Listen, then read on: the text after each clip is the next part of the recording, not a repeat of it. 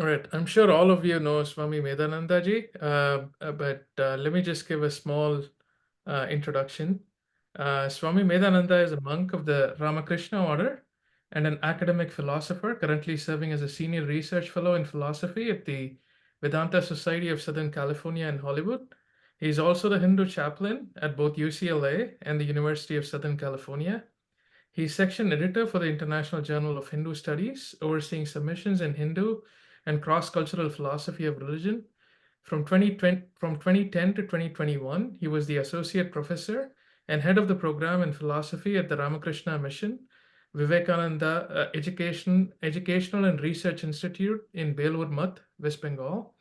His current research focuses on global philosophy of religion, cosmopsychism, religious epistemology, Indian scriptural hermeneutics, and Vedantic philosophical traditions, especially the philosophies of Sri Ramakrishna, Swami Vivekananda, and Sri Aurobindo.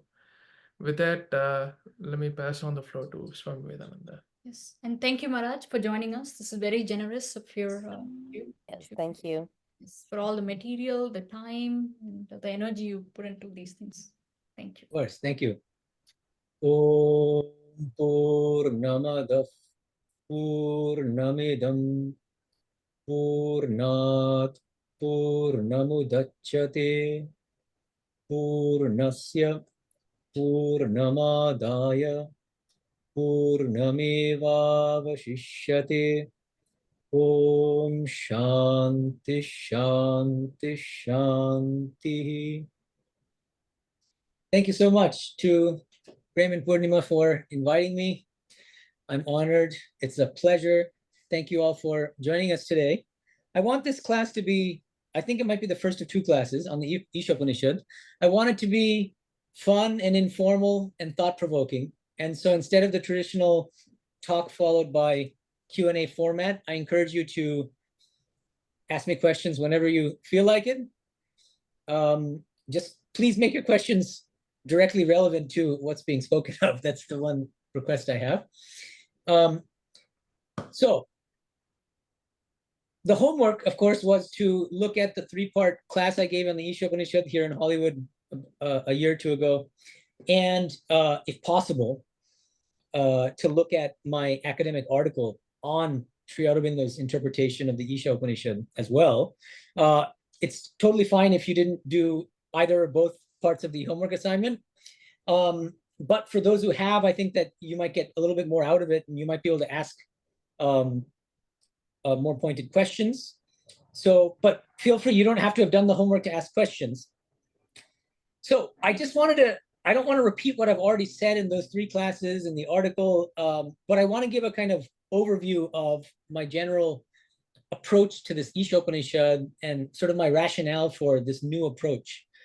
And I wanted to begin, so I'm reading some of these things from the handouts that I used for the three-part class, okay, and which I hope some of you have access to. So the Vedantic scriptures, they've been interpreted in many different ways by different acharyas and different scholars through the ages. And you might be wondering why yet another discussion of the Isha Upanishad. So I think the best place to start is with Swami Vivekananda, the founder of our monastic order. He says, we must interpret the Vedas in the light of the experience of Sri Ramakrishna. Shankaracharya and all other commentators made the tremendous mistake to think that the whole of the Vedas say only one thing. Therefore, they were guilty of torturing those of the apparently conflicting Vedic texts which go against their own doctrines into the meaning of their particular schools. No one can truly understand the Vedas and Vedanta unless one studies them in the light of the utterance of Sri Ramakrishna. And one thing that is actually, sorry, it's a mistake in my handout. The source here is not the lecture God and Everything. It's actually from a very important document, which is not public, but it's the rule book for monks, which was composed by Swami Vivekananda himself, originally in Bengali, and it's been translated in English. And there's a section of that rule book on doctrine. how we should study the scriptures, what is our ideology, and that's where he says this. So this has added importance because of the context. This is a rule book for monks. And so clearly this is what he actually felt. There's no question that he's addressing some Western audience or some Indian audience, not like that. He's addressing brother monks in this fledgling order. And this is what he says. What does he mean when he says that Shankara and other commentators made the tremendous mistake to think that the whole of the Vedas say only one thing? He has in mind the doctrine of what's called ekavakyata. Ekavakyata means when a commentator reads the Vedas, they think that the scriptures say only one thing. They teach only one thing consistently throughout the Vedas. And Swamiji says that's not a plausible way to interpret these scriptures, because these scriptures themselves, the Upanishads, the Bhagavad Gita, are many-sided, multifaceted, and they appeal to different kinds of spiritual aspirants. They talk about all sorts of different kinds of spiritual realization also. They're not all necessarily talking about the same kind of realization. Sometimes you'll find the Upanishads and Gita talking about the realization of the personal God. At other times, you'll find the same scriptures talking about realization of non-dual pure consciousness. Like, as Sri Ramakrishna used to say, a salt doll melting into the ocean. And to say that only one of those is ultimately true and the others are false, Swamiji thought was implausible. And why did he think that they made this mistake? Because the primary aim of all of these acharyas, these commentators, these traditional commentators, was to establish their own philosophical school. So Shankara's aim was to prove that all of the scriptures, Upanishads, Bhagavad Gita, and Brahma Sutra, supported his philosophy of classical Advaita Vedanta alone, and not any other philosophy. Ramanuja's Vishtadvaita Vedanta. Ramanuja says the Upanishads, Bhagavad Gita, Brahma Sutra support only Vishtadvaita Vedanta, and not classical Advaita, and not Madhva school, and so on and so on. So they're all arguing the same thing. So the technical term that's used in the field of what's called hermeneutics, which is the field of involved in interpreting scripture, the term is called eisegesis. It's a fancy sounding term, but it means something very simple. Eisegesis, E-I-S-E-G-E-S-I-S. This means when you're encountering a text, instead of letting that text speak for itself and trying to understand that text on its own terms,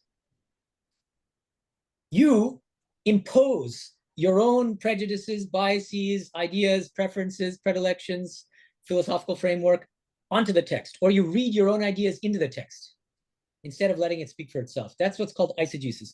And it seems to me that what Swamiji is saying is that he's saying that all of these acharyas were guilty to varying degrees of eisegesis. Because, as I said, the primary aim was to establish the truth of their own philosophical school at the expense of all the other philosophical schools.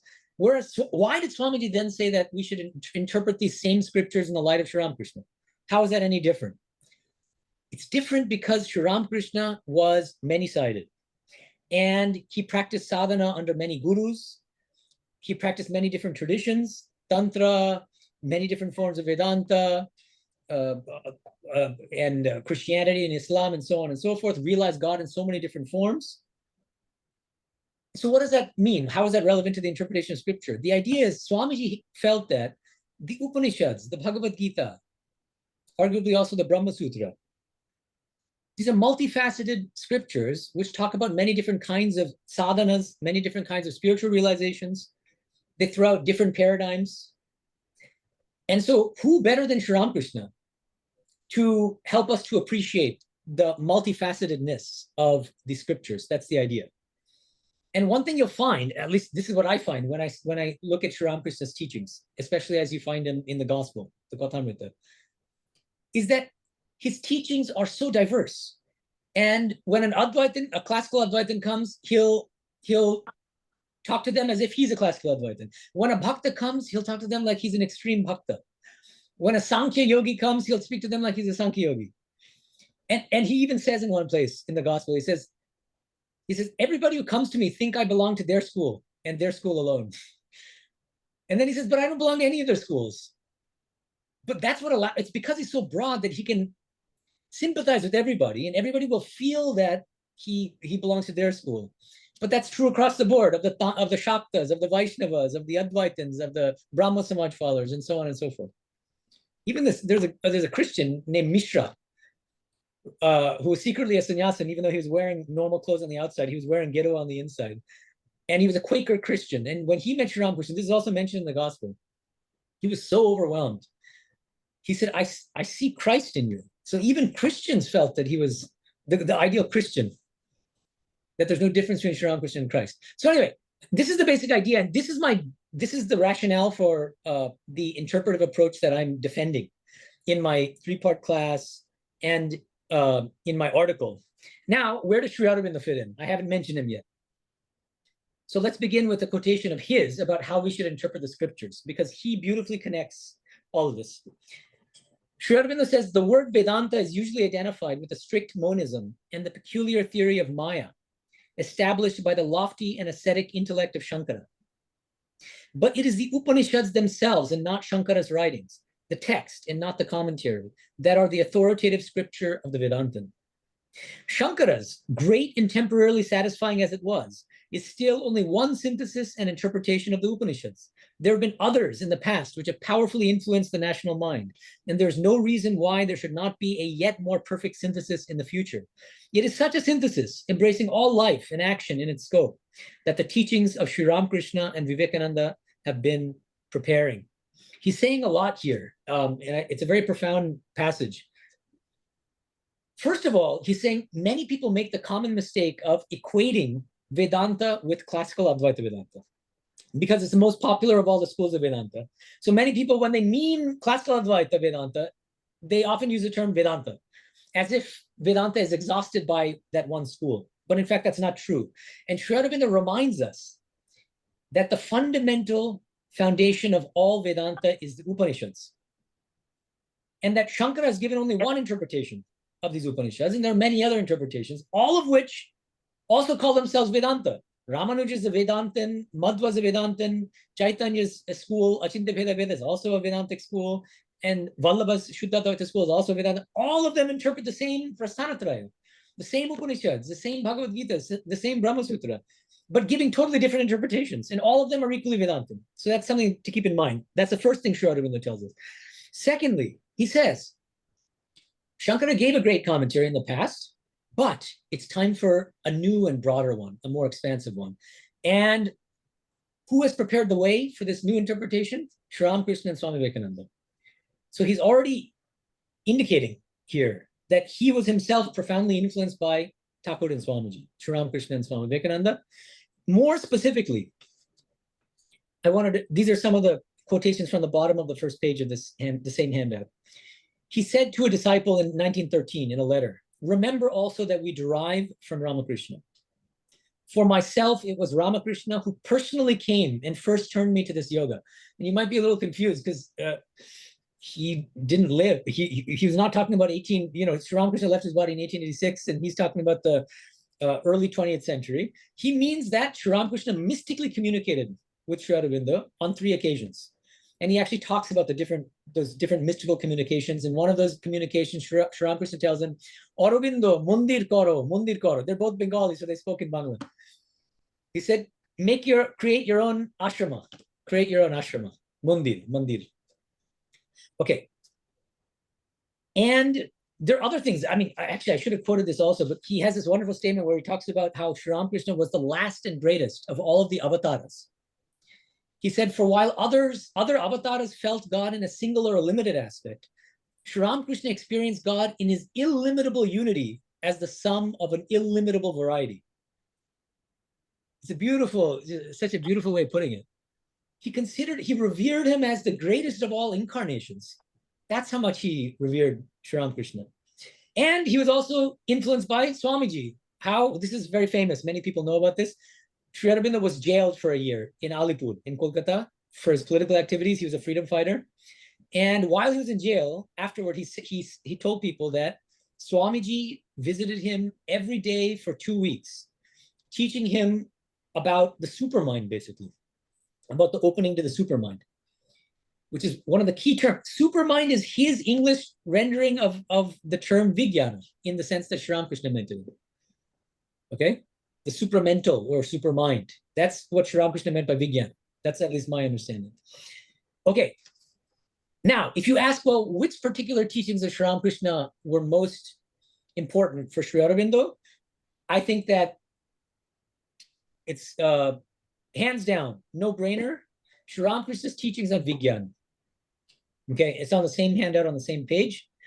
And I just want to very briefly read one passage about Vijnana here. Sri Ramakrishna distinguishes two stages of spiritual experience, which he calls Dhyana and Vijnana.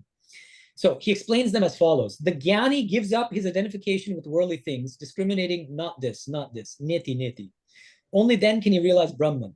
It is like reaching the roof of a house by leaving the steps behind one by one. This seems to be classical Advaitic Jnana Yoga, sadhana, right? The path of knowledge. But the Vijnani, who is more intimately acquainted with Brahman, realizes something more. He realizes that the steps are made of the same materials as the roof, bricks, lime, and brick dust. That which is realized as Brahman through the eliminating process of not this, is then found to have become the universe and all its living beings. The Vijnani sees that the reality which is nirguna is also saguna. That reality which is impersonal and attributeless is also personal. Shakti. A man cannot live on the roof for a long time. He comes down again. Those who realize Brahman in Samadhi, Nirvikalpa Samadhi, come down also and find that it is Brahman that has become the universe and its living beings. This is known as Vijnana. So, Jnana, according to Sri Ramakrishna, is the direct spiritual realization of our true nature as non-dual pure consciousness in the state of Nirvikalpa Samadhi, reaching the roof. Then he says, the Vijnani has that jnana and then goes further. What's special about it? How is it further? He emphasizes two main things. He says the Vijnani, after attaining jnana, realizes that that reality, which is nirguna, which is just realized as non-dual pure consciousness, is equally shakti, saguna. And further, how does the Vijnani look upon the world and how does it differ from the way that the Jnani looks upon the world? The Jnani looks upon this world, according to Sri Ramakrishna, as a framework of illusion, dukatati, as a mithya, an illusion, a dream, right? Whereas the Vijnani looks upon this world, the same world, as a real manifestation of Shakti, as a blissful manifestation of Shakti, okay? So I think that Sri Aurobindo was strongly influenced by Sri Ramakrishna's teachings on Vijnana, and not just his teachings, but Sri Aurobindo himself had the spiritual experience of Vijnana himself. And he talks about it, for instance, when he was in jail, he's practicing the sadhana of the Gita. And in chapter 7 of the Gita, there's a beautiful shloka. Bahunam janmanamante jnanavan mam prapadate vasudeva sarvam iti samahatma sudurlabha. After many, many lifetimes, the realized soul finally attains this realization, that Vasudeva sarvam, Vasudeva is everything. Samahatma sudurlabha. That person is exceedingly rare, and that person is a Mahatma, a great soul. Sri Aurobindo directly realized that same experience because he literally is describing this experience of jail when he had this experience as seeing Vasudeva in the prisoners, in the prison grating, the bars on the prison itself, on his blankets, which he used to sleep at night, the coarse blankets, and so on and so forth. Literally everything he saw is Vasudeva. And I think, Purnima, you had a question about this. Why don't you ask that question and then we can start from there. No, my question that I had asked you earlier was Adi Shankara and his he uses the word covered. The world is covered with Brahman, right? And when Sri Aurobindo was in the jail and he saw everything, the prison blanket, the blanket that he used, the prisoners, even everything in the prison was almost, it looked like it was just rained over with Brahman, right? So I was asking you, how is this any different?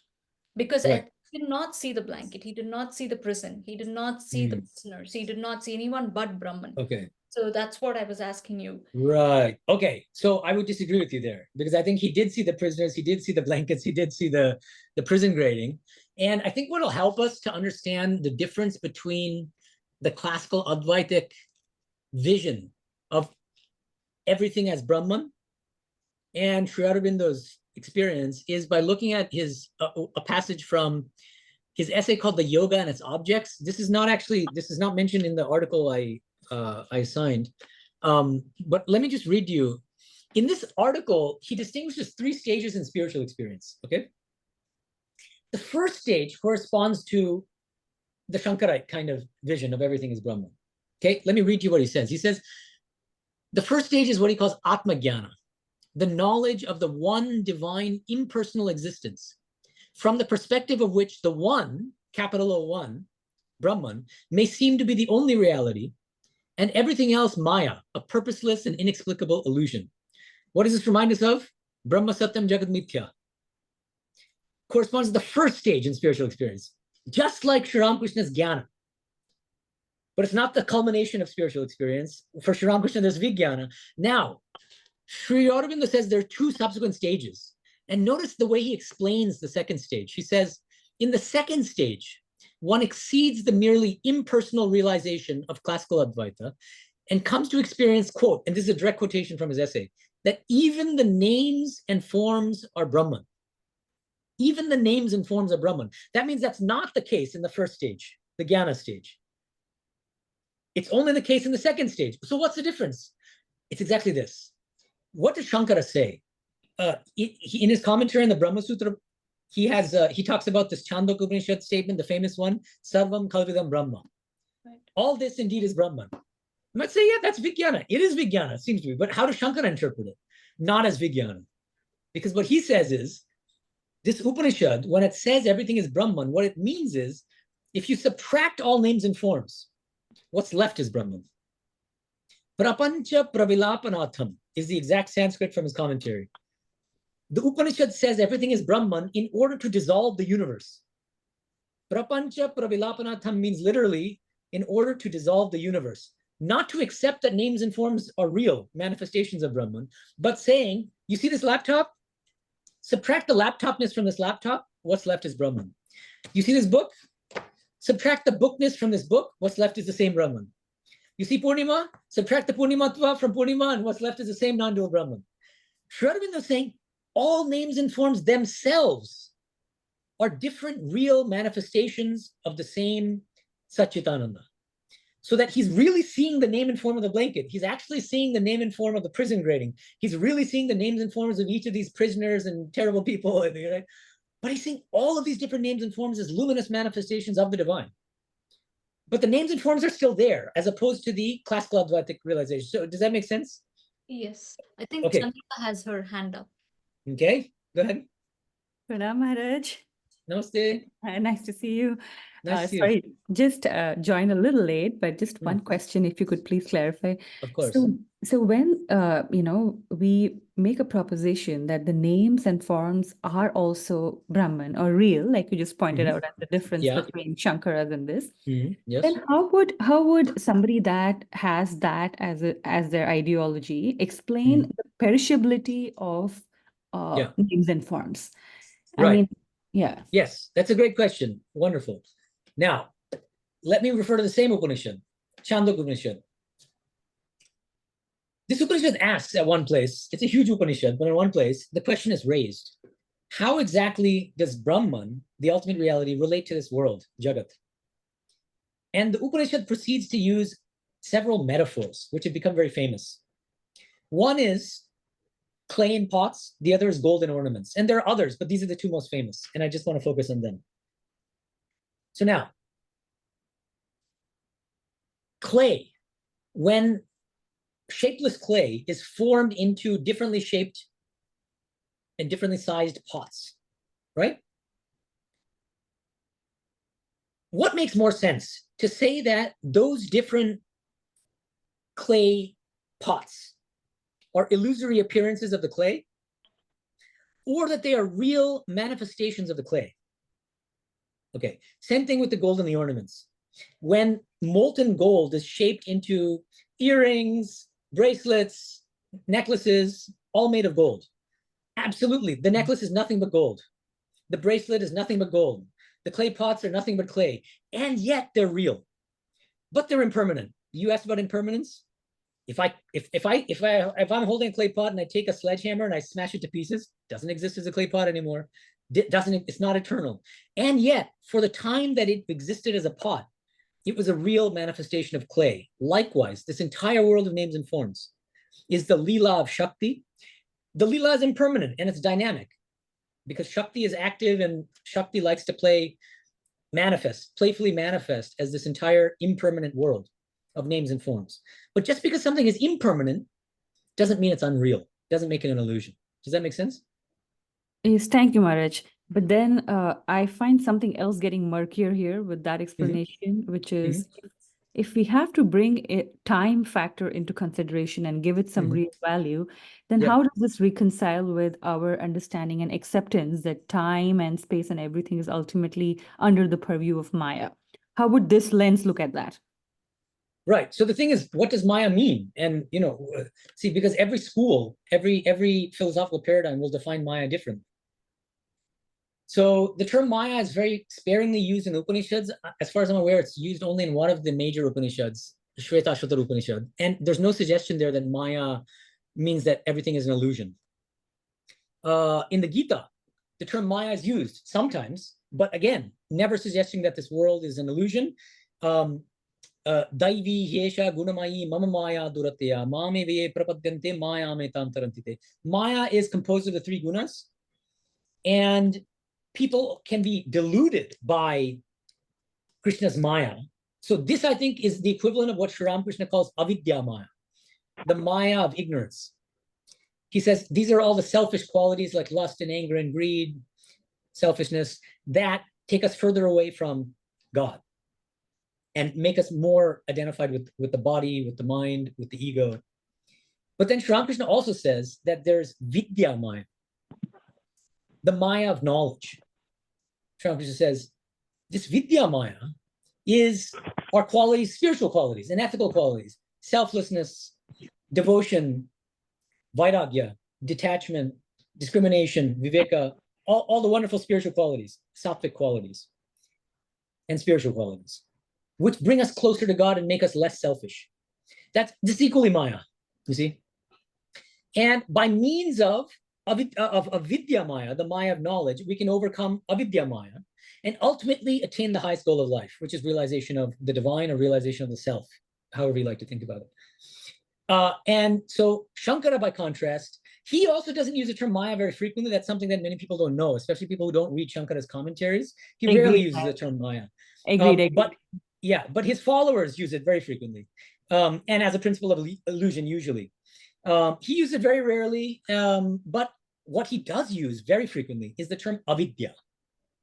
Constantly. If you study his Sanskrit commentaries in the Upanishads, Bhagavad Gita, Brahma Sutra, he's using the term constantly. Avidya means ignorance. Ignorance of what? Ignorance of non-dual Brahman, impersonal Brahman. And what he says is, he uses this phrase over and over. I find it all over the place in his commentaries. He says that this world of names and forms is avidya kalpita. Avidya kalpita. Kalpita means imagined or conjured up. That's Gambhiranji's translation. So this whole world of names and forms is conjured up by ignorance. Just as a snake is conjured up by our ignorance of what? Of the rope. What is in fact a rope appears to us illusorily as a snake, but in fact it was a rope all along.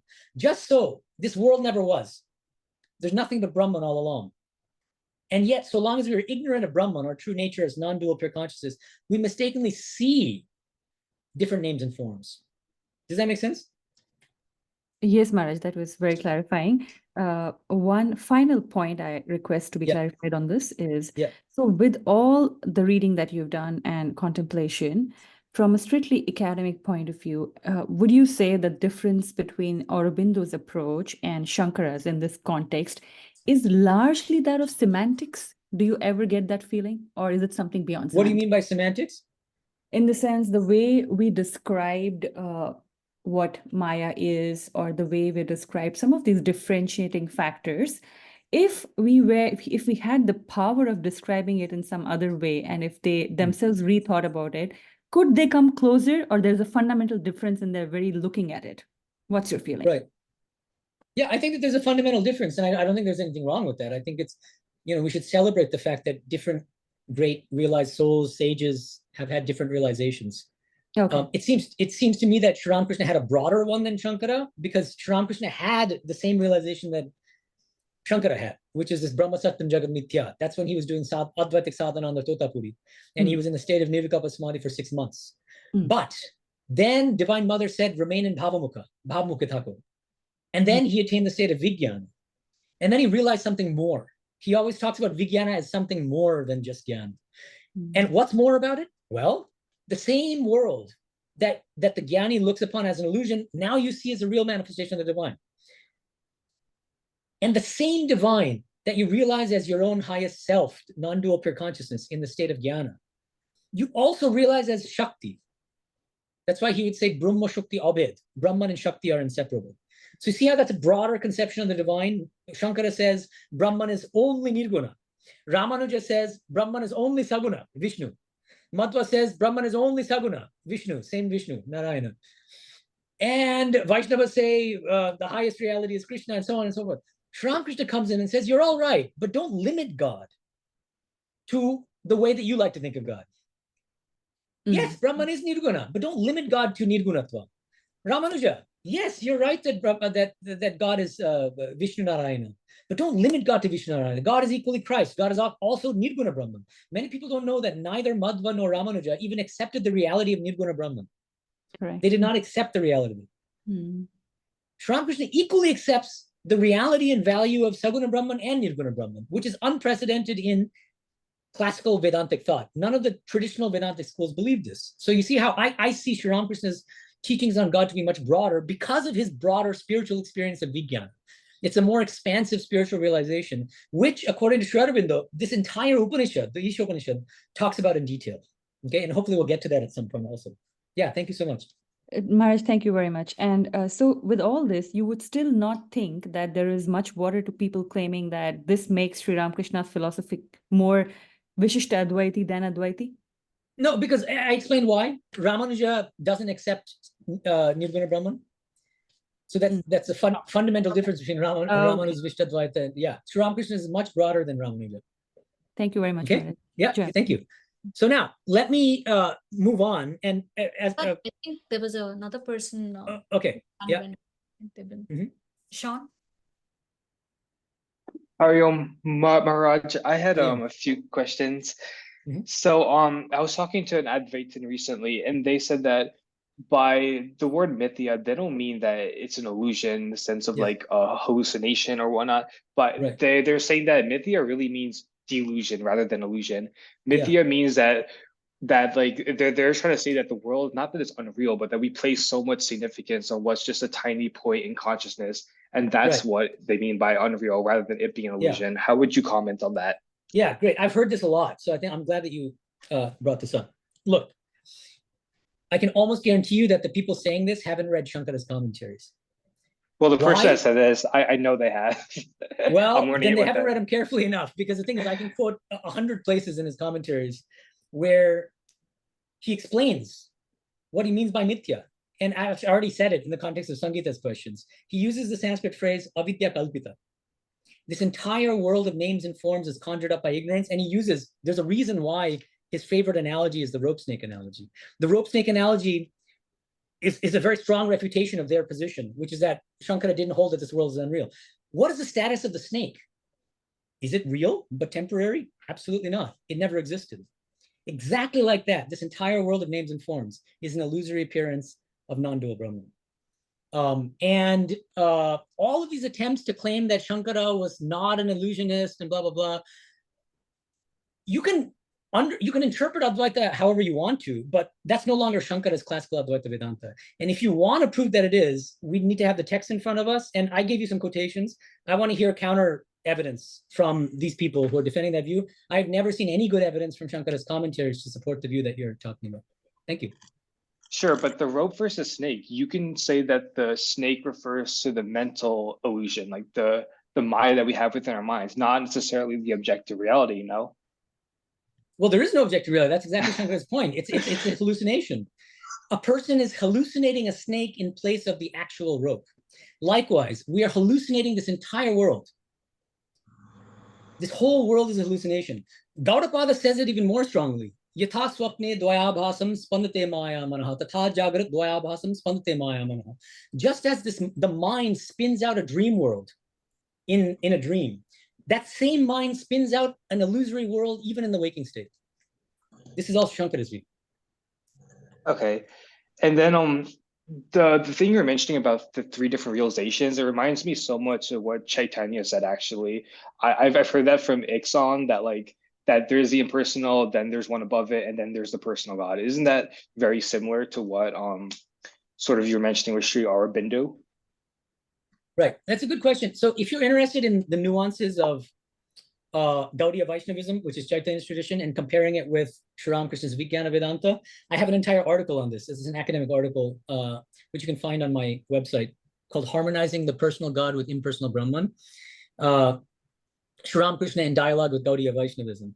But the key difference, I mean, there are multiple differences, but one of the key philosophical differences is that, so I see Gaudiya Vaishnavism, Chaitanya's tradition, as taking a major step forward from a philosophical standpoint from Shankara, Ramanuja, and Madhva. How? In what sense? Remember what I said in response to Sangeeta's questions? Shankara says Brahman is only ultimately nirguna, devoid of attributes, impersonal. Ramanuja and Madhva says that the opposite, that Brahman is only saguna, it's only Vishnu Narayana, but not nirguna. And what Gaudiya Vaishnavism says is that the ultimate reality is equally nirguna and saguna. It's both Krishna, our beloved Krishna, which is the personal God, and it's also nirguna Brahman. So they accept the reality of both nirguna Brahman and saguna Brahman. Ramanuja and Madhva don't, but Chaitanya's tradition does. But here's the catch. This is why it's not the same thing as Sri Ramakrishna's philosophy, or one of the reasons, because there's still a hierarchy in Chaitanya's tradition, and Krishna is considered to be supreme, and realizing Krishna is far superior to the realization of Nirguna Brahman. And in fact, they use a metaphor. They say that Nirguna Brahman of classical Advaita is the mere peripheral brilliance of the personal God Krishna. The peripheral brilliance, Tanubha or Pratibha. And Sri Ramakrishna, by contrast, Vijnana Vedanta, Sri Aurobindo's position is that they, like Chaitanya, they accept the reality of both Nirguna Brahman and Saguna Brahman.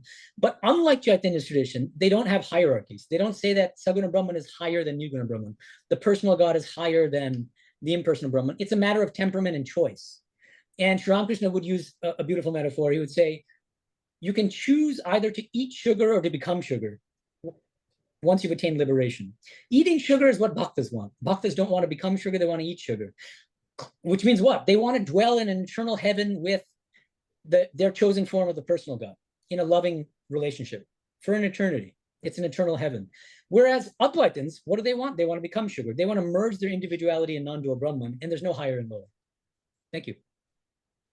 Yeah, so is then the final realization of God, the moksha, it's not a unitary thing then. It's different for different people then? Absolutely, yeah, different liberated souls, I would say.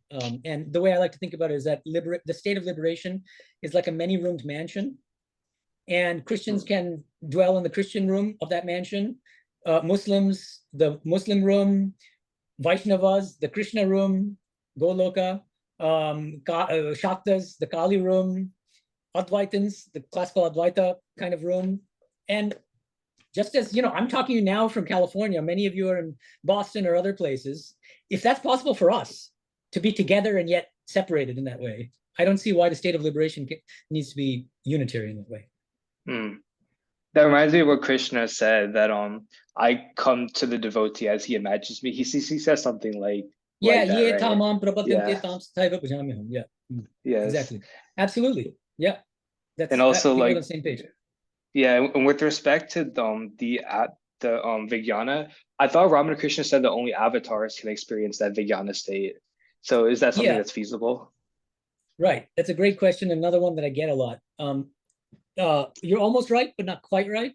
What he often says in the gospel is that typically only Ishvara Kotis are able to attain the state of Vijnana. And in one place in the gospel, he defines Ishvara Kotis very precisely as avatars, incarnations, but also avatared angsho in Bengali, which means portions of an incarnation as well.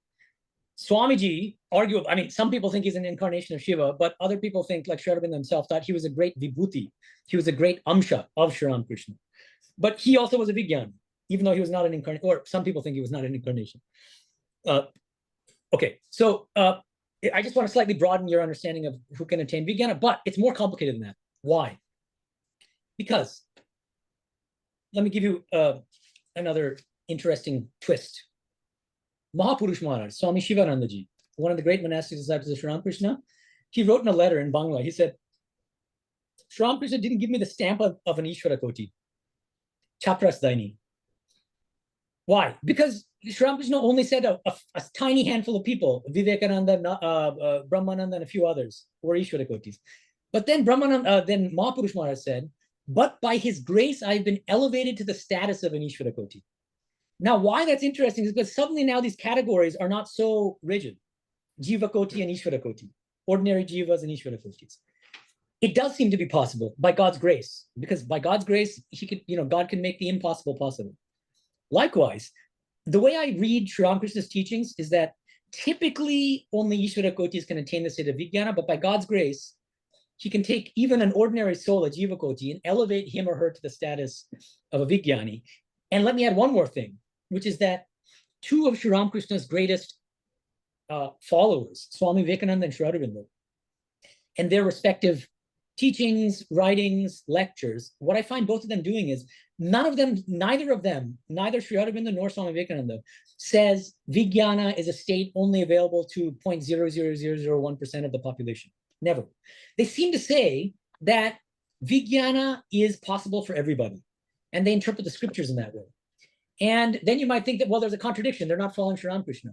But here's, I think, a more accurate way of thinking about it, which admittedly is kind of the take of a devotee rather than of a strict scholar, just because it's impossible to prove from a scholarly standpoint. But this is how I see it as a monk of the order and as a follower of our tradition.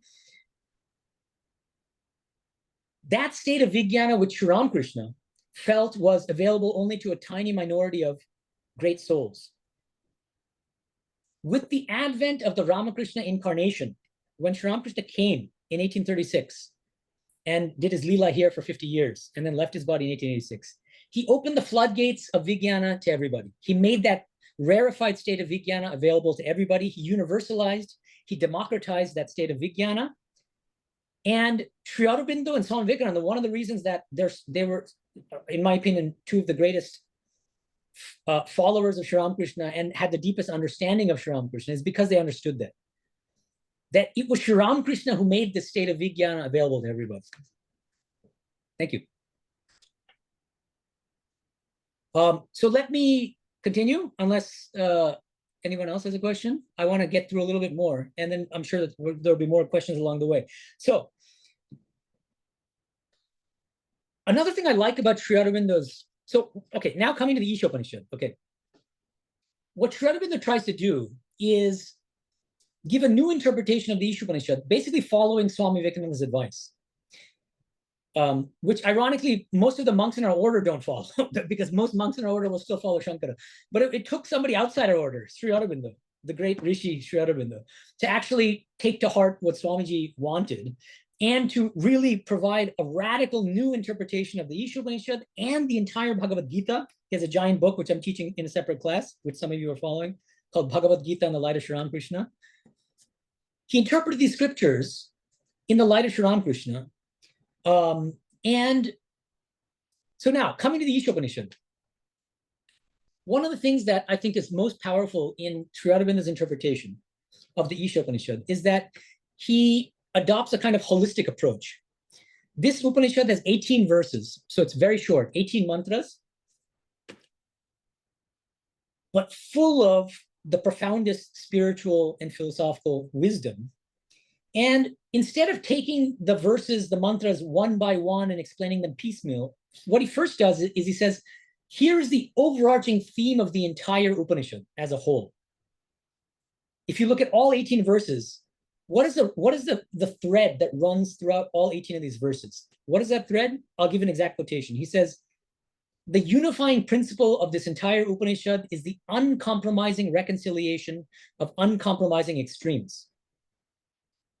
The uncompromising reconciliation of uncompromising extremes, which means what? What the Upanishad does again and again is to present what seems to be an apparent contradiction.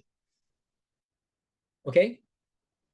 And then it proceeds to resolve that apparent contradiction, say, this contradiction is not a real contradiction, it only seems to be a contradiction. In fact, we can harmonize these two apparent opposite poles.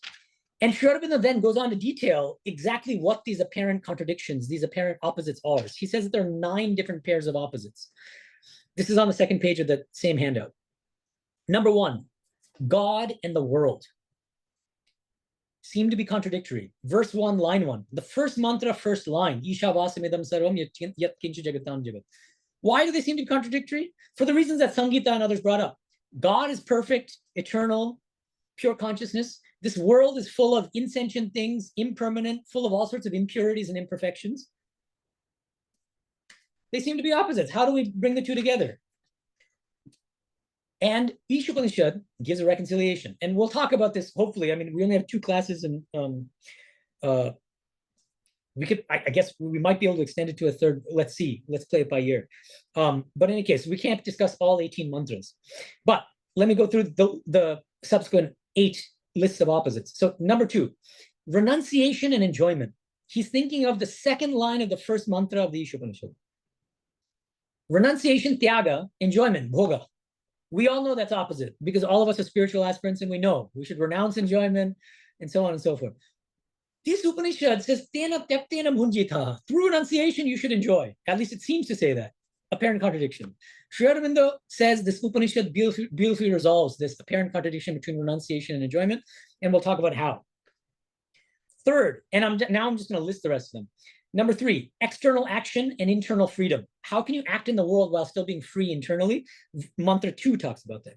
Number 4, the one stable Brahman and the multiple movement. That is this dynamic world. And on the other hand, Nirguna Brahman. It's supposed to be Nirguna. How can that have anything to do with this dynamic world? Verses 4 to 5. Being and becoming, discussed in mantras 6 and 7. The dynamic personal God, Shakti, and the transcendent impersonal Brahman, non-dual pure consciousness of classical Advaita Vedanta, discussed in verse 8. Both are different aspects of the same infinite divine reality. 7, Vidya and Avidya, the terms knowledge. So these are the terms, knowledge and ignorance, Vidya and Avidya. Obviously, they seem to be direct opposites. The Isha Upanishad reconciles these opposites in mantras 9 through 11. And we'll talk about that in the next class. 8, the 8th pair of opposites. Sambhuti and asambhuti, birth and non-birth. Again, obvious opposites. They seem to be opposites. Sri Aurobindo says this Upanishad reconciles birth and non-birth in verses 12 to 14. And finally, 9, works and knowledge. Shankara school says that works and knowledge are incompatible, that works are meant for what? Mandadikaris, inferior spiritual aspirants. But that once they attain chitta shuddhi, purity of mind, through these works, karma yoga, they should stop practicing karma yoga, and then they can practice the path of knowledge. And Sri Aurobindo says in mantras 15 through 18 of the same Isha Upanishad, works and knowledge are harmonized, they're reconciled. Okay, so that's a very brief summary of the 9 pairs of opposites, which he sees the Isha Upanishad as successively reconciling or harmonizing. And I also made this diagram with great difficulty on the same page. He sees the structure of this Upanishad as a symmetrical one. What do I mean by that? He sees the first 3 mantras as laying out the 3 main themes of the entire Upanishad, okay? And then he sees mantras 4 through 7 as elaborating on the first mantra, the theme of the first mantra. He sees mantras 8 through 14 as elaborating on the second mantra, and he sees mantras 15 through 18, the last 4 mantras, as elaborating on the third mantra. Okay, so this is how he sees the overarching structure of the Upanishad as a whole.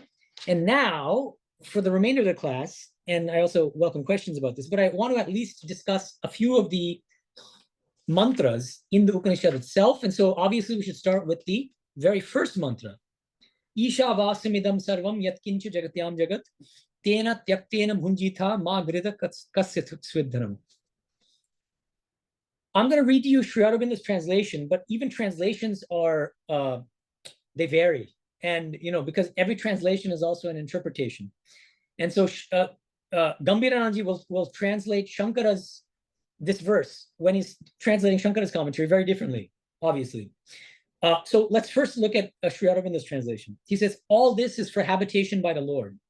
Whatsoever is individual universe of movement in the universal motion. By that renounced, thou shouldest enjoy. lust not after any man's possession. Okay. Now, the first line of this first mantra, Shankara, let's start with Shankara. He takes this to mean all this that is unreal. Anritam idam sarvam. He adds the word anritam, which is not mentioned in the verse. So I think this is actually one of the big problems with Shankara's interpretation of the first line of the first mantra, which is that he's inserting the word unreal where it isn't actually there. There's no suggestion in the verse itself that the world is unreal, but he adds it. Anritam literally means unreal. So Shankara says, this is a quotation from his commentary, all this that is unreal, whether moving or not moving, is to be covered, achchadaniyam, by one's own supreme Atman. And one thing I didn't mention in the handout, but which is important, is the metaphor he uses. He says, if there's a stinky smell, a stench, he says, we can cover over that stench, that terrible smell, with the smell of sandalwood.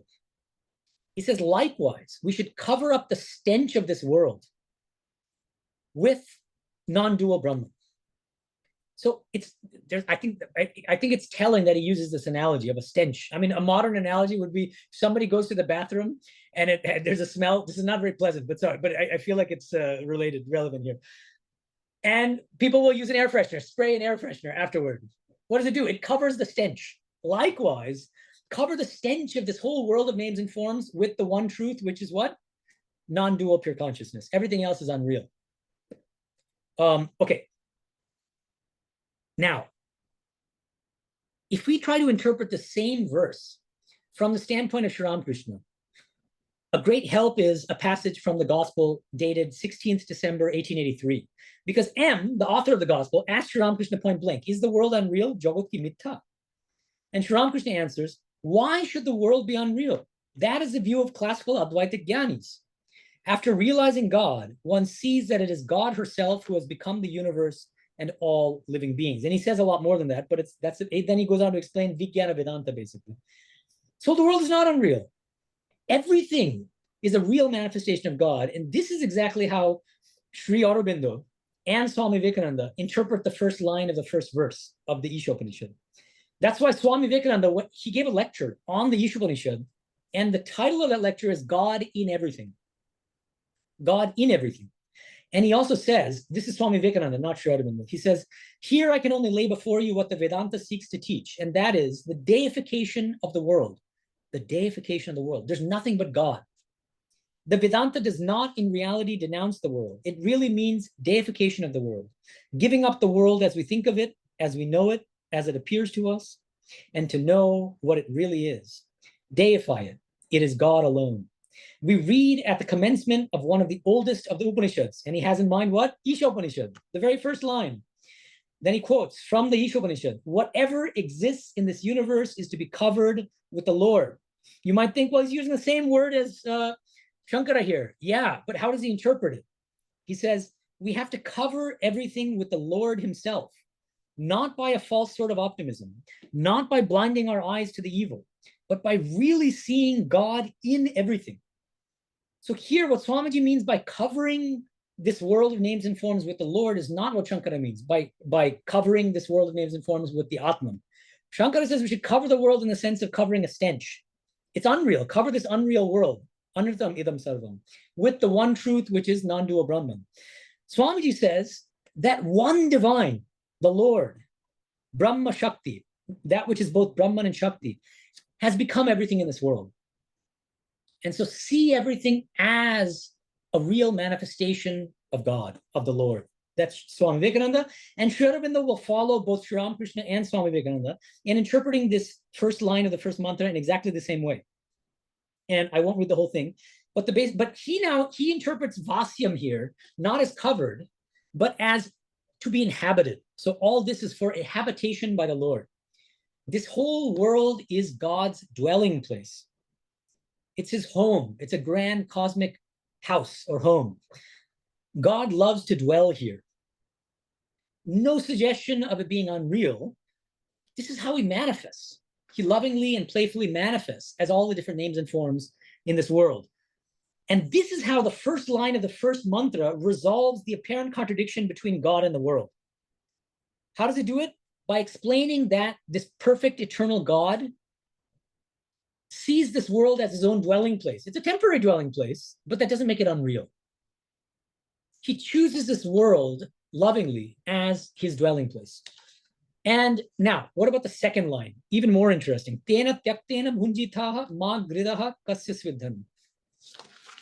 Okay. Here, there's a Sanskrit grammar issue. I'm not going to go into details, but basically, bhunjitaha, according to Panini's grammar, which Shankara and all the commentators accept in general, bhunjitaha must mean enjoy or eat. Those are the two options, enjoy or eat, but it cannot mean protect. And the reason is a bit technical. It has to do with Sanskrit grammar. Panini says that if it were in a different grammatical form, that same verb could mean protect, but it's not in that form. But now what Shankara does is he says, even though I'm deviating from Panini here, I think this is the only way to make sense of this word. Shankara says, bhunjitaha does not mean enjoy, because it can't be the case that the Upanishad is telling us to enjoy this world. That would be crazy, especially through renunciation. What in the world does it mean to enjoy this world through renunciation? So what Shankara says is, bhunjita actually means protect. Even though I know that's not grammatical, still, we have to take it in that sense. And then the next question is, well, what are we being told to protect? Shankara says, the Atman. But then the question is, where's the Atman here? We don't see it anywhere in the verse, so he has to supply it. Protect the Atman. Protect the Atman through renunciation of worldly enjoyments. So that's Shankara's classical Advaita Vedanta. If you know anything about classical Advaita, you'll know that.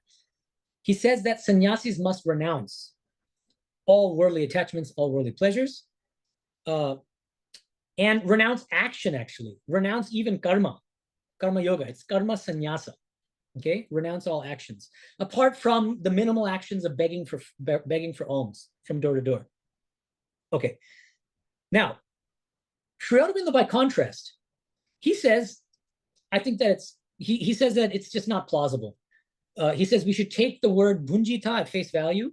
We should see that the second line of the first mantra is presenting an apparent contradiction between renunciation on the one hand and enjoyment on the other, and then explains how we can reconcile these apparent opposites. How do we do it? He says, what is the object of renunciation? What exactly is the Upanishad telling us to renounce? Not karma. It's not karma sannyasa. It's kama sannyasa. Kama tyaga. This Upanishad in the second line is telling us to renounce desire. Internal desire. By renouncing desire, we can see this entire world as a real manifestation of God, as a blissfully real manifestation of God. And if we see that, the moment we see that, how can we not enjoy this world? If there's nothing but God, if we see nothing but God, of course we'll enjoy the world. But we can only achieve that vijnana realization of God in everything and as everything through renunciation of worldly desires. Because the moment I have a worldly desire, I'm seeing the names and forms minus God. I'm getting attached to the names and forms, but not seeing the names and forms as God. Through renunciation of desire, I can see those same names and forms as blissful manifestations of the divine. Okay, and so another thing I wanted to mention is that Swami Medhananda, he says exactly the same thing in that God in Everything lecture, that lecture on the issue of this. Swami Medhananda says, when we have given up desires, then alone shall we be able to read and enjoy this universe of God. When we have given up desires, tena tyaktena, renunciation of desires, just like Sri Aurobindo, then Swamiji says, then alone shall we be able to read and enjoy this universe of God. Notice, like Sri Aurobindo, of course, Swamiji wrote this decades before Sri Aurobindo, and Sri Aurobindo might have been influenced because he probably read the lecture. We don't know for sure, I think, but he probably did. He also, like Sri Aurobindo, accepts bhunjitaha as enjoy. You can enjoy this world as a blissful manifestation of the divine. This is exactly what Sri Ramakrishna says about the Vijnani. He says that the Vijnani looks upon this world as majarkuti, as a mansion of mirth, as a mart of joy, because that Vijnani sees nothing but God. How can he not be in bliss? How can he not enjoy this world? Okay? And second mantra. This poses a huge problem for Shankara as well, on my understanding. and on Sri Aurobindo's understanding as well. Why? Second mantra says, Kurvanne veha karmani jijivishet shataggas samaha evam tvai nanyate tosti na karma lipyate nave. This mantra, the second mantra, is telling us to want to live for 100 years and never stopping to act in this world. Kurvanne veha. Always acting, continually performing actions. Why is that a problem for Shankara? Because this directly contradicts Shankara's classical Advaita if you take it at face value. Because Shankara says, no, you should not want to continue actions for your entire life. You should continue actions so long as you do not have a sufficiently pure mind. So long as you are an inferior spiritual aspirant, a manda adhikari. When you have sufficiently purified your mind, you become eligible to practice the higher path of knowledge, jnana yoga. And then you have to stop karma yoga. You have to stop karma yoga and exclusively dedicate yourself to jnana yoga alone, which is shravana, manana, nididhyasana. A lot of you watch Savarpayanji's lectures, so I hope I don't have to summarize what the path of knowledge is. But Shankara says the same person cannot and should not practice karma yoga and jnana yoga at the same time. He rejects what's called jnana karma samuchaya. And Sri Aurobindo is saying, you can fully well have knowledge and at the same time act throughout your life. You can be a realized soul and you can continue to act, and you should continue to act. Why? Not for your own selfish desires, but for the sake of loka sangraha, to serve humanity. What Sri Ramakrishna used to call Shiva Jnani Jiva Seva. Serve others in a spirit of worship by trying to see God in everyone. That's a spiritual practice, but ultimately that becomes a realization. Sri Ramakrishna himself is a good example. He never stopped working, even when he had throat cancer. Continued to give teachings and inspire everyone. He didn't have anything to gain by it for himself, but he's doing it for loka sangraha, for the welfare of the world. Now, so how does Shankara interpret, if we look at the first and second mantras together?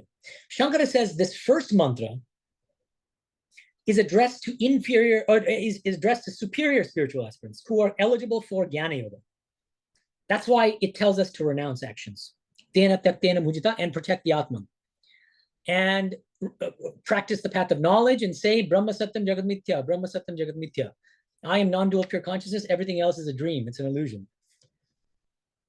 Then Shankara says, second mantra addresses inferior spiritual aspirants who are not eligible for the path of knowledge, but who are eligible for karma yoga because they have impure minds.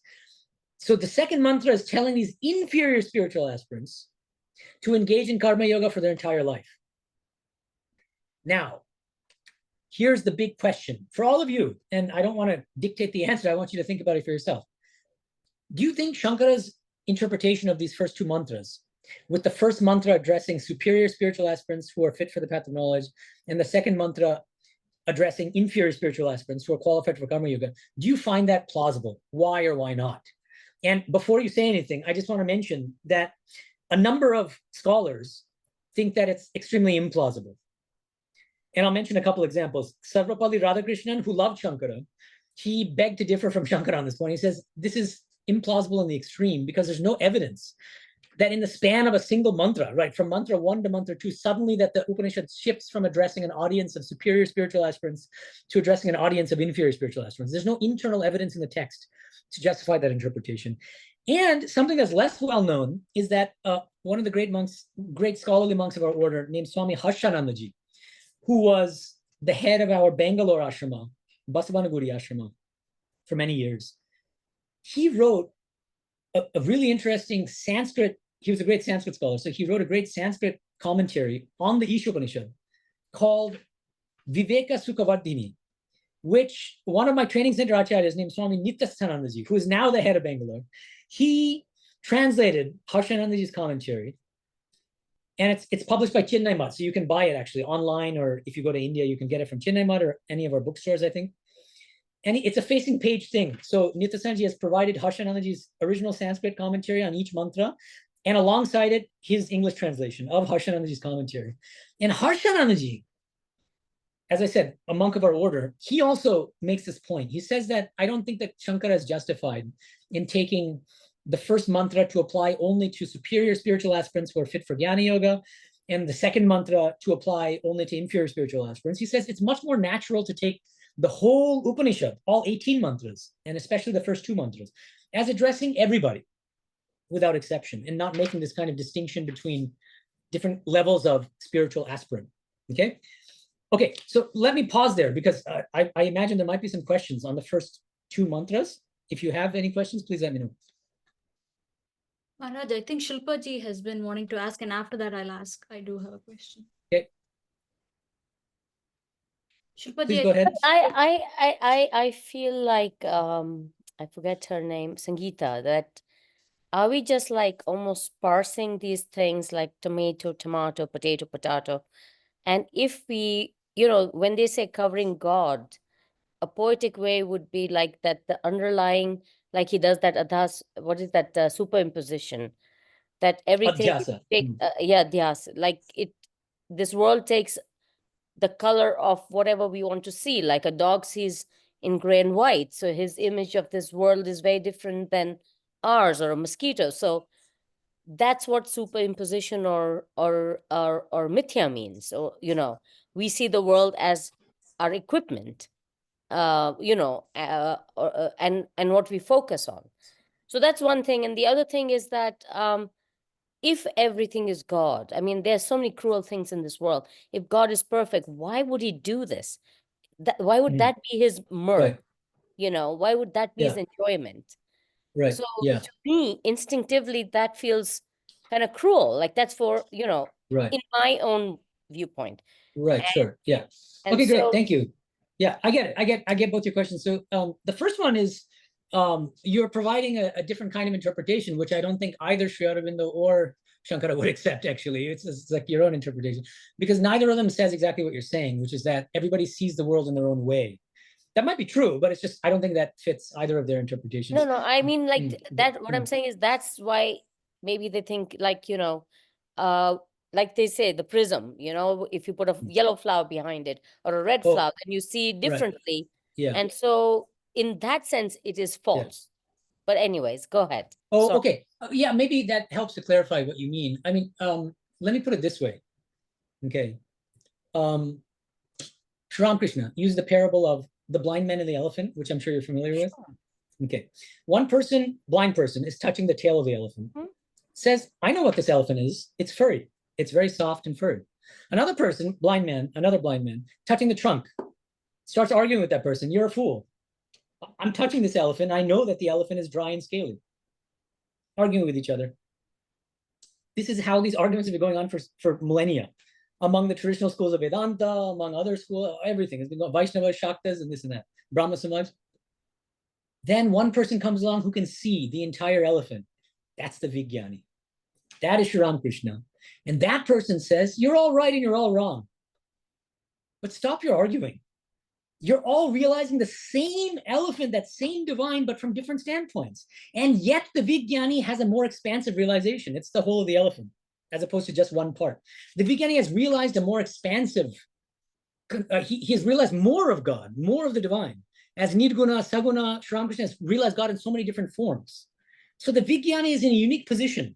You see, this is not a matter of mere semantics, because the spiritual realization itself is much broader than just the realization of Nirguna Brahman, or just the realization of God as Christ, or just the realization of God as Kali, or just the realization of God as Ganesha. Sri Ramakrishna has all of those, but knows that God is always, Bhagavan kono iti nahi, you can never put a limit to God. God is always beyond.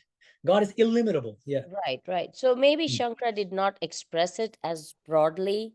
Maybe he did. He was enlightened, but his path was like the Jnani. And I think even reading the complete works of Swami Vivekananda, I think for a long time, he also, I think, gave like, the stages. Yeah, that Jnana, is the highest or something. Jnana was the highest. Like, I mean, that's what I got from him. It's only towards the later part of his life that he started quite understanding the vision of Sri Ramakrishna. So all I'm saying is like, maybe when I say it's like, I see your point too, that there is a difference. But I also feel like I can accept both. But I do have a problem with Shankaracharya's stench of the world. I do have a problem. The stench of the world, yeah. So look, because I also feel that the one like, why when I have life, Yeah. I really enjoy every breath, and I really enjoy the morning sun, and I Right. enjoy flowers. What I don't Right. get is like, but it can't be really, it's experience I'm having through consciousness or Yeah. through God or whatever. Yeah. But I feel like it can't be God, because the flip side of it is also very cruel. And I Okay, don't. but that now you're shifting the second question, but let's Yes. not mix the Yes. two, because I think they're Okay, separate go ahead. questions. Yeah, I'm Okay. gonna mute. Yeah. So let me, okay, because we don't have too much time, so let me just go to the second question now. This is, you're raising what's called the problem of evil. And I've devoted 2 chapters of an entire book to just discussing Sri Ramakrishna's answer to the problem of evil. So I can't give you a detailed explanation now. If you're interested, you can look at the chapter 7 and 8 of Infinite Paths to Infinite Reality. But there's a whole, Sri Ramakrishna was asked this question many times in the gospel. If everything is God, how come there's so much evil? And why did God permit all this evil? And there's a multifaceted answer, which involves many things. But one of the key things is, he says, God includes evil, selfish qualities and gives us these qualities. Why? In order to create saints. And he says it's only through the encounter with both good and evil, both in ourselves and in other people, that we grow ethically and spiritually. If the world was just hunky-dory and everything was great, we would never grow. We'd be infants, for spiritual infants for an eternity. We grow through encountering, oh, wait a minute, it's because of this selfish, it's because of lust or anger that I wronged this person. And then you'll change your behavior in the future, right? That's part of the answer, but it's not the whole answer. But please look at chapter 7 and 8 to get the full answer. Thank you. Yeah, thank you. Other questions about mantras 1 and 2? I'll let Sean ask next, and the other people Yes. can always touch base with you later. So Sure. Mm-hmm. Practically speaking, with respect to Jnana Yoga, how would you practice this Vijnana Vedanta? Should you study all of the darshans, or like what does that look like? Right, that's a great question, and thank you. That's a kind of segue into the Sunday talk I'm going to give in Hollywood on Sunday, this coming Sunday. It's called The Radiant Light Within. And I'll be talking about basically the practice of Jnana Yoga, but from the standpoint of Vijnana Vedanta, rather than from the standpoint of, I'll be contrasting it with Jnana Yoga as practiced by followers of Shankara and Shankara's tradition. And I'll give you a very brief summary, but for details, please wait for that lecture this coming Sunday at 11 a.m. Pacific Standard Time. Here's how I see it. Sri Ramakrishna accepts the equal reality of non-dual pure consciousness, which is the ultimate according to Shankara, and Saguna Brahman, Shakti, which is the personal God of bhakti traditions. Okay.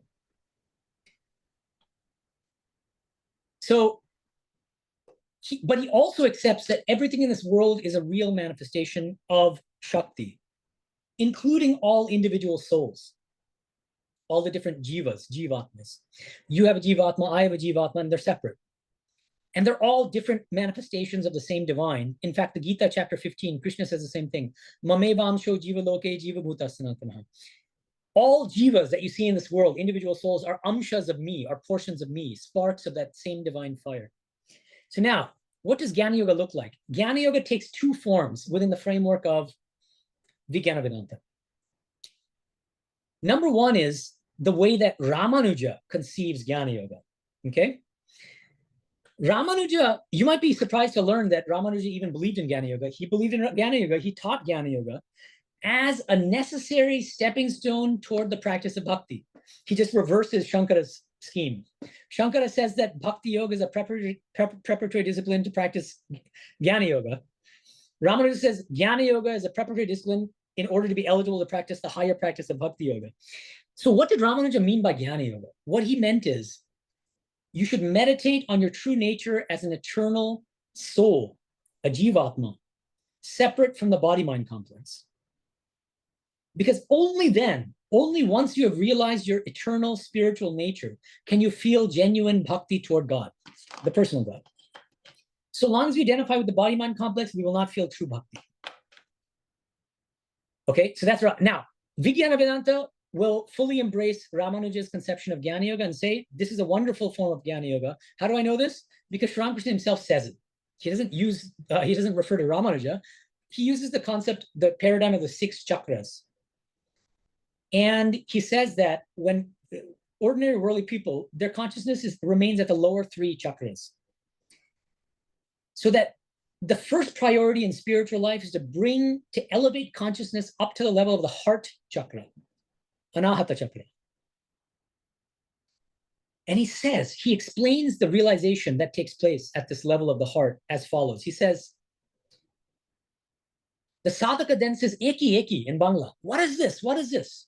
It's this wondrous spiritual realization. What is that realization? He says, Jivatma shikhar nei darshan hoy ar jyoti darshan hoy.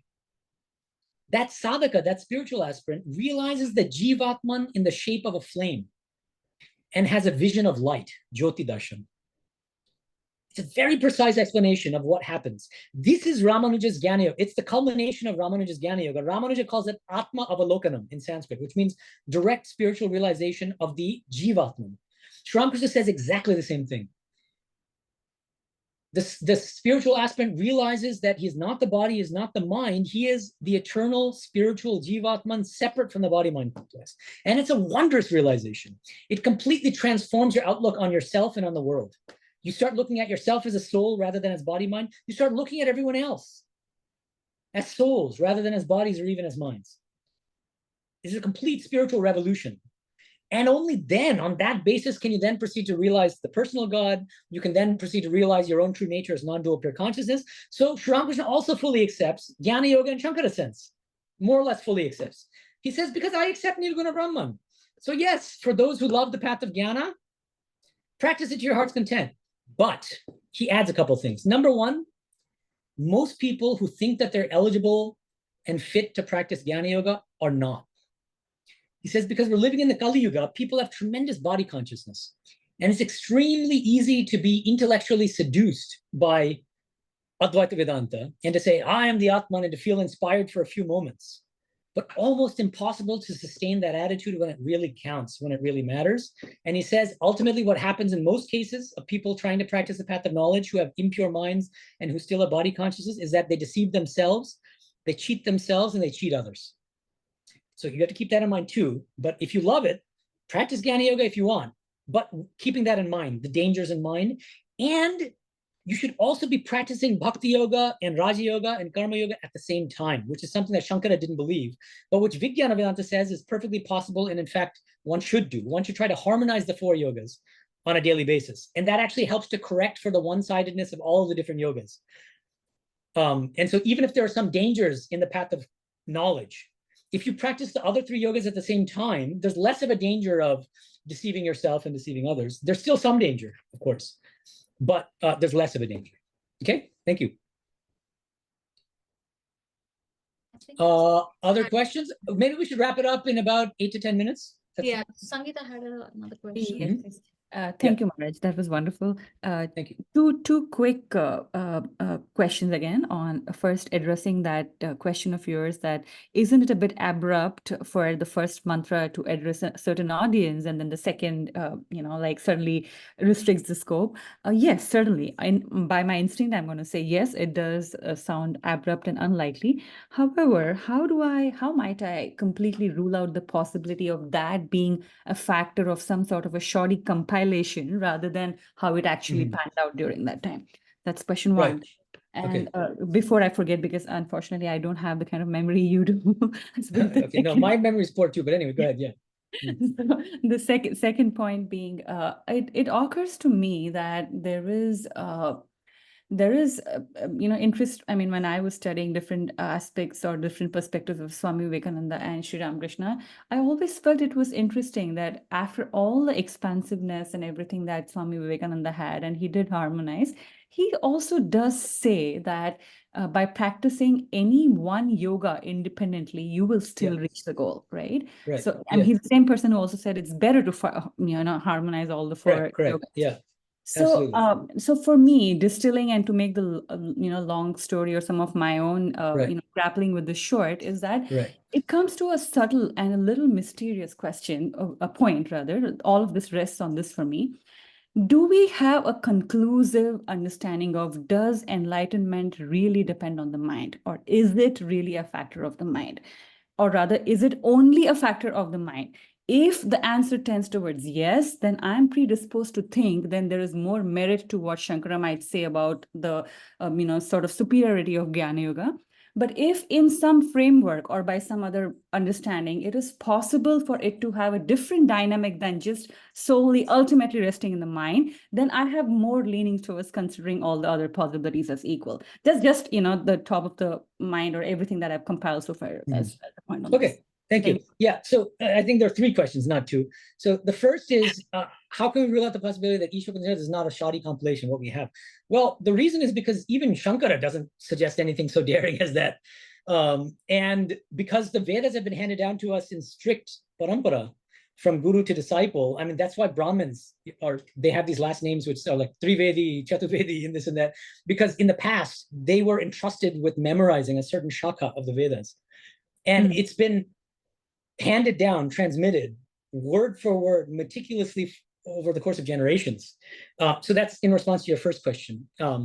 Second question you had is a little less clear to me, because you said that according to Swami Vivekananda, I think you're right in saying that Swami Vivekananda held that each of the 4 yogas is a direct path to moksha. But that is exactly a tenet of Vijnana Vedanta, and that's not accepted by Shankara. Shankara believed that only one of the 4 yogas is a direct path to moksha, namely Jnana Yoga, and all of the other paths are preparatory disciplines, which make you eligible to practice Jnana Yoga, which alone leads to moksha. And so I think it's not a question exactly, as you're helping to show one fundamental difference. Right. Between Vijnana Vedanta and Shankara's Advaita Vedanta with respect to spiritual practice. Also, just it segues into that point where, even when Swami Vivekananda recommended harmonizing the 4 yogas, he still doesn't deny that one can just practice one and reach the goal. Yeah, but so does Sri Ramakrishna. He says it again and again. Jotamat Tatabhav. He doesn't say that everybody has to harmonize the 4 yogas. He says, yes, you can, just through bhakti, you can attain the highest. But he says there are certain advantages, both of them, Sri Ramakrishna and Swami Vivekananda, say there are advantages to harmonizing them. What are some of the advantages? Number 1, you become less one-sided. Right. There's less of a tendency toward fanaticism and chauvinism and thinking my path alone is right and looking down on other paths and other religious practitioners. And a deeper point, psychological point that Swami Vivekananda makes. Each of these 4 yogas cultivates a different aspect of the human personality. Karma Yoga cultivates the volitional dynamic aspect of our personality. Bhakti Yoga, the feeling, emotional side of our nature. Jnana Yoga, the intellectual side of our nature. And Raja Yoga, our faculty of concentration and meditation. So by combining all 4 yogas, we are actually harnessing the resources, the energies of the entire human personality, and we can actually make more rapid spiritual progress that way. Thank you. I think that's agreed. Okay, and then the third question you had is finally. This is also a little bit unclear to me, but you said that enlightenment, if it's only a factor of the mind, then you find it more plausible to think that Jnana Yoga alone is a direct path. And I don't even know what you mean by enlightenment only being a factor of the mind. There seems to be some of these things taken up in Advaita Vedanta forums, and also some others that sort of blend with that. Is it conclusive that enlightenment is necessarily ultimately a product of the mind? Let me give you a quick background for this. It is like we've heard some teachers say that ignorance is in the mind, hence the enlightenment also should occur in the mind, ultimately for liberation being the goal. Now, I have known some very advanced teachers of Advaita. Unfortunately, it's not in English, but where they seem to be hinting, or rather very clearly telling, that even the understanding of Chidabhasa is a bit multifaceted. It is not as simple as, something occurring just in the mind. Now, I understand we are limited by these words mind, and, we have more words in Sanskrit, but I'm just trying to get this, leaning across that what is the answer to this question? If I get that conclusively, I will be able to answer the first question more clearly. Okay, so I guess I don't see why you think that the other 3 yogas are not based on like certain. It doesn't involve mental practice in some way. Like bhakti certainly does. What does the Gita teach when its highest teaching is in chapter 18? Manmana bhava mad bhakto madhyaji mam namaskuru. Think constantly of me. Isn't that a mental practice? Of course it is, but it's a bhakti practice. Ramanuja, the way he defines bhakti yoga, the highest practice of bhakti yoga, is as constantly thinking of God and of God alone. Constant recollection of God, mental practice. So yes, it is of the mind, of course, and enlightenment comes from purifying the mind and then ultimately realizing God.